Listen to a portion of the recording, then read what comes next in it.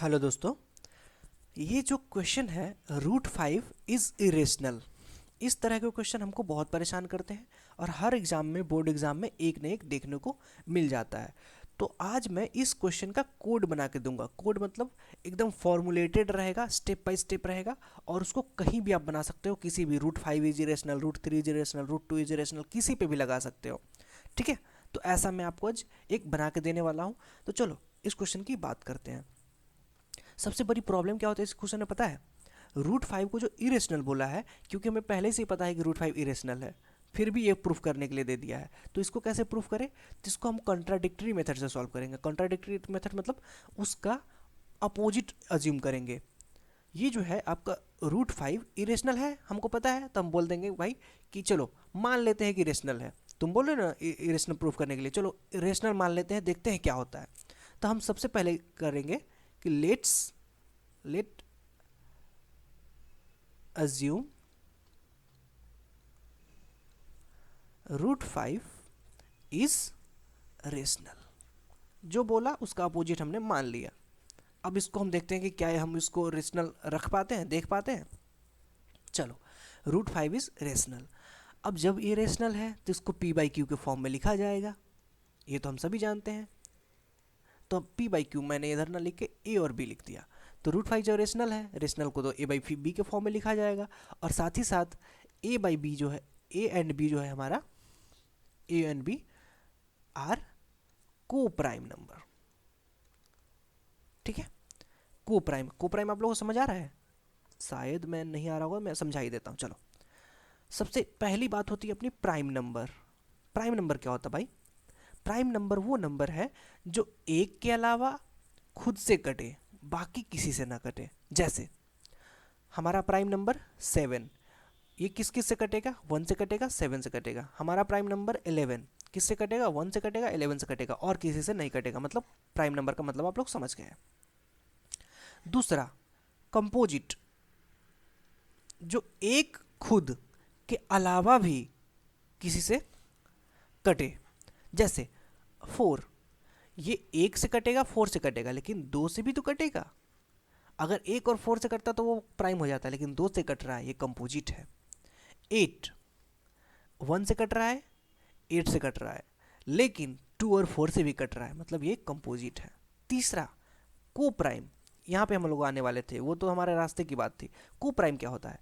को प्राइम वो नंबर होता है, को मतलब क्या होता है? दो नंबर का सेट है, उस पर हम बात कर रहे हैं। हिंदी में इसको बोलते हैं सह, साथ में दो नंबर साथ में को प्राइम है, मतलब एक सेट को ही हम को प्राइम बोल पाएंगे। जैसे 3, 7, ये को प्राइम है। क्यों? क्योंकि ये एक के अलावा कोई ऐसा नंबर ही नहीं है जो इन दोनों को काट सके, तो इसको हम बोलेंगे क्या? को प्राइम। ठीक है, ये तो समझ गए आप। लेकिन आप बोलेंगे कि सर ये 3 प्राइम है, 7 प्राइम है, इसीलिए तो दोनों को प्राइम हुआ। नहीं, ऐसा नहीं है।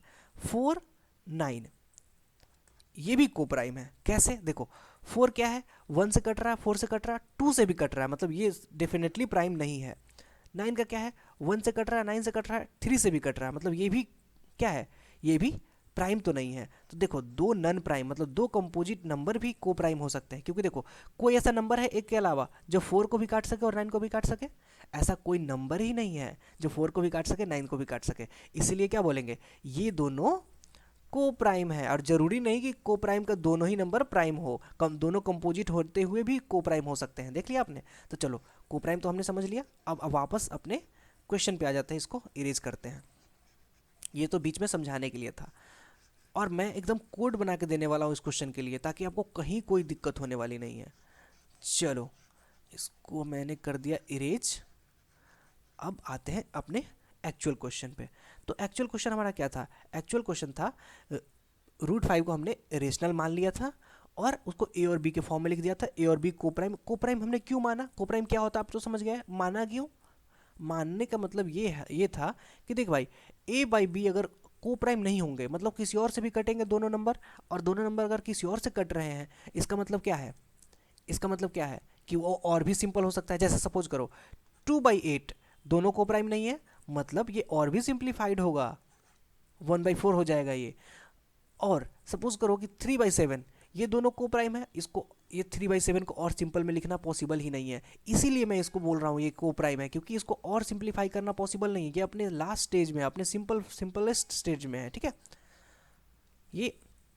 चलो, तो a√5 = a/b, ए और बी को प्राइम हमने मान लिया। अब इसको आगे बढ़ाते क्वेश्चन को, तो हम बोलेंगे अब squaring both sides, squaring both sides. Both sides का स्क्वायर करेंगे तो क्या हो जाएगा, √5 का स्क्वायर 5, a का स्क्वायर a स्क्वायर, b का square b square, square both side कर दिए। अब इसको सिंप्लीफाई करते हैं। सिंप्लीफाई कैसे करेंगे, तो हम पहले क्या करेंगे कि 5 में b स्क्वायर को उधर ले जाएंगे, ठीक है।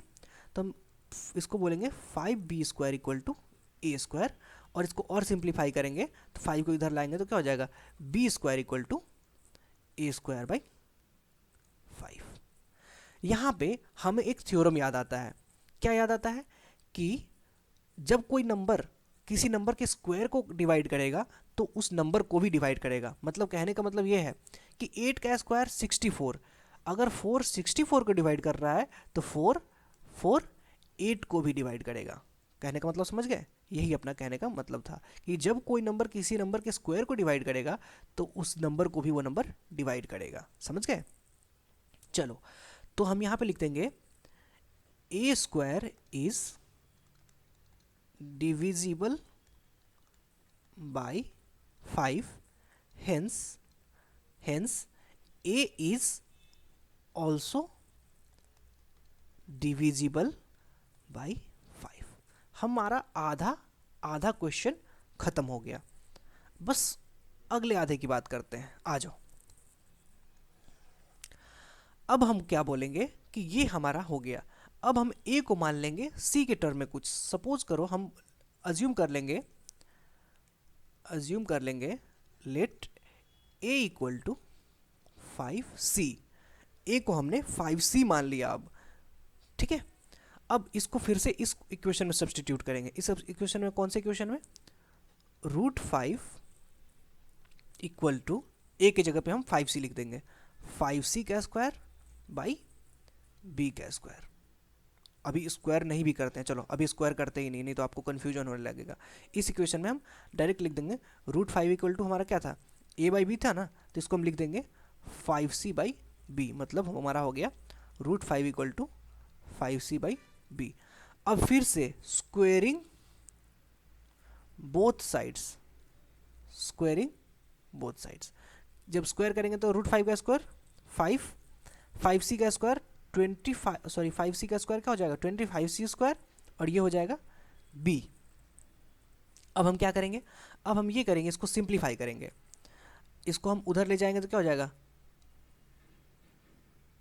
5b = 25c², और सिंप्लीफाई करेंगे 5 को इधर लाएंगे तो b² = 25c² / 5। ये 5 टाइम्स कट जाएगा, मतलब हो जाएगा हमारा b² = 5c²। ठीक है। अब हम इसको एक स्टेप और सिंप्लीफाई करेंगे कि 5 को वापस से इधर ले आएंगे, तो b² / 5 = c²। यहाँ पे हम क्या देखते हैं कि b² is divisible by 5, b² is divisible by 5, hence अभी मैंने क्या बताया था, b is also divisible by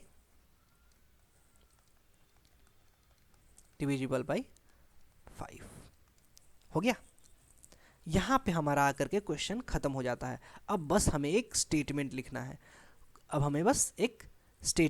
है, और वो स्टेटमेंट क्या है वो मैं आप लोग को बता देता हूं। ठीक है, देखो पहला स्टेप हमने क्या किया, पहला स्टेप हमने लिखा, इसको एज्यूम कर लिया कि ये रेशनल है, तो हम उसको इस फॉर्म में भी लिख पाएंगे। ठीक है, और इस फॉर्म में लिखेंगे, उसके बाद स्क्वायर करेंगे। स्क्वायर करने के बाद क्या किया हमने उसको सिंप्लीफाई किया और फाइनली ये स्टेटमेंट लिख दिया। मतलब 5 स्टेप ये, और उसके बाद छठा स्टेप, इसको हमने कुछ एज्यूम कर लिया, फिर से उसका स्क्वायर किया, सिंप्लीफाई किया, ये स्टेटमेंट लिखा। अब 9 स्टेप हो गए हैं। आखिरी स्टेप 10वां स्टेप हम क्या लिखेंगे कि देखो a is divisible by 5 and b is also divisible by 5। मतलब a और b एक के अलावा 5 से भी हमारा डिवाइड हो रहा है। मतलब a और b क्या है, कोप्राइम तो नहीं है। और जब ये दोनों कोप्राइम नहीं है, इसका मतलब √5 एक क्या होगा, रेशनल नहीं होगा। जो हमने अज्यूम किया था वो गलत हो गया हमारा। √5 क्या है, एक इरेशनल नंबर है। समझ गए आप लोग, ये अब प्रूफ किया हो गया। हेंस यहाँ पे हम लिखेंगे hence we feel contradiction to our assumption. ठीक है, ये स्टेटमेंट आप लोग लिखेंगे। यहाँ पे थोड़ा स्पेस कम है तो मैं थोड़ा क्लियर नहीं लिख पा रहा हूँ। Hence it is proof that √5 is irrational. चलो मैं एक सेकेंड के लिए आपको सम अप कर देता हूँ, वाइंड अप कर देता हूँ। हमने सॉल्व कैसे किया, हमने पहले स्टेप में क्या किया कि √5 को रेशनल मान लिया। रेशनल होगा तो a बाई बी के फॉर्म में लिखा जाएगा और a और b कोप्राइम होने चाहिए। दूसरी बात, स्क्वायरिंग बोथ साइड हमने किया तीसरा स्टेप में। चौथा स्टेप में उसको सिंप्लीफाई किया और इस तरह से अरेंज किया कि हम 5 को a स्क्वायर के नीचे ला पाएँ, तभी तो हम बता पाएंगे कि a स्क्वायर। देखो बेसिकली इसका पूरा जो प्रोसेस था वो a और b के अराउंड घूम रहा है। √5 को हमने a और b के टर्म में लिखा, और पहले तो हमने a को 5 से डिविजिबल बता दिया, बाद में हमने b को भी 5 से डिविजिबल बता दिया, और हमने लिख दिया कि a और b दोनों 5 से डिविजिबल है। तो इसका मतलब है कि क्या, कि a और b कोप्राइम नहीं है। और जब कोप्राइम नहीं है तो वो दोनों क्या होगा, √5 को और भी सिंप्लीफाई करेगा, और इसलिए हम उसको इरेशनल भी बोल सकते हैं। तो ये टोटल 10 स्टेप था। पहला स्टेप अज्यूम करना √5 को रेशनल, दूसरा स्टेप उसको a और b रेशनल है तो a और b के फॉर्म में लिखना और कोप्राइम अज्यूम करना, उसके बाद स्क्वायरिंग बोथ साइड करना, चौथा स्टेप सिंप्लीफाई करना, पांचवा स्टेप ये स्टेटमेंट लिख देना कि a square is divisible 5 then a is also divisible 5। छठा स्टेप हमारा अगेन अज्यूम करना कि a इक्वल टू 5c है और उसको पूरा इस तरह से कर देना, मतलब इलाबरेट करना। सातवां स्टेप स्क्वायर करना, आठवां स्टेप अगेन सिंप्लीफाई करना और 5 को b स्क्वायर के डिनोमिनेटर में ले आना, और नौवां स्टेप फिर से वही लिखना कि b square is divisible by 5 then b is also divisible by 5। और 10वां स्टेप वो हमारा फाइनल स्टेटमेंट। तो ये 10 स्टेप ऐसा रहेगा एकदम आपके दिमाग में एक कोड की तरह बैठ जाना चाहिए कि देखो इसका सॉल्यूशन ये होगा। तो चलो, मुझे लगता है कि मैंने इस क्वेश्चन को काफ़ी अच्छे से आपको एक्सप्लेन कर दिया है और स्टेप बाय स्टेप प्रोसेस बता दिया है। तो मैं इस वीडियो को अभी ख़त्म करता हूँ। कैसा लगा आपको कमेंट में ज़रूर बताइएगा, और हाँ, डाउट के लिए कमेंट सेक्शन एकदम ज़रूरी है। जब भी आप कमेंट करोगे मैं कोशिश करूँगा 24 आवर्स के अंदर आपको रिप्लाई कर दूँ। चलो इस वीडियो को यहीं पर ख़त्म करते हैं। अपना डाउट कमेंट में लिखना।